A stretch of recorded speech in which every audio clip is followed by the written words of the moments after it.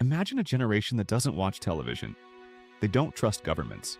They're drowning in debt, yet they're about to control $12 trillion of global spending. They grew up holding a smartphone before they could drive a car.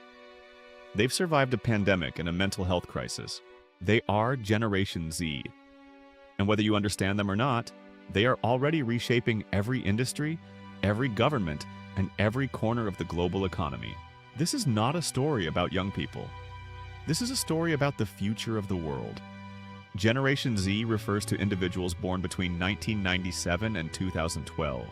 They are the generation that came after millennials, and the world they inherited looks nothing like the one their parents grew up in.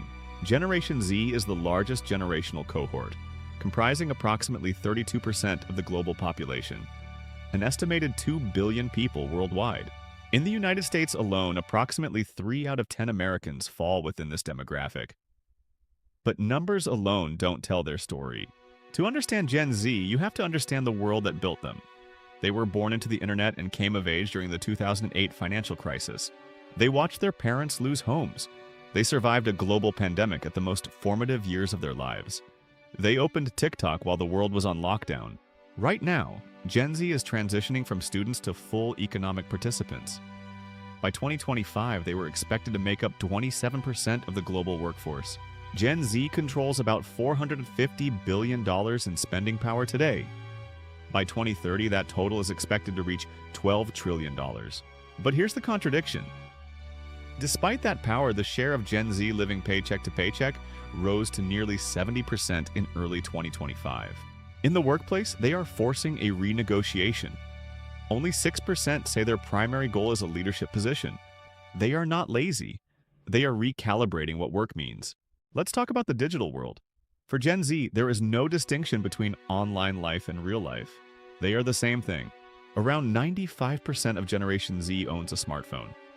They spend an average of 6.9 hours a day consuming media, often using multiple screens simultaneously. Over 1/3 of all social media influencers today belong to Generation Z. They don't just consume, they create. Their political identity is striking. 55% are extremely interested in environmental issues, yet they show a deepening decline in trust in traditional institutions. Perhaps the most urgent dimension is the mental health crisis unfolding in real time. 40% of Gen Z report feeling stressed or anxious most of the time. Fully 47% rate their mental well-being as fair or poor. The data is systemic, driven by economic anxiety, social media, and pandemic trauma. Gen Z averages 9 hours of daily screen use. 76% say they spend too much time on their phones, yet usage keeps climbing. But they are fighting back.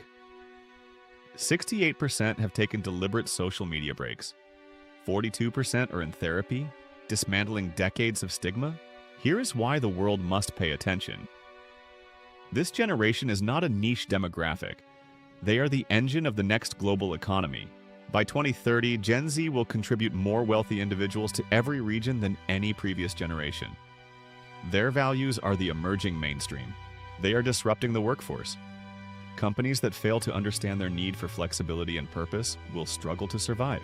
So who is Gen Z? They are the most connected generation in history and one of the loneliest. They are a mirror held up to the world. The question is not who is Gen Z? The real question is, what kind of world will we build with them? Because make no mistake, Gen Z is already here, and they are already changing everything.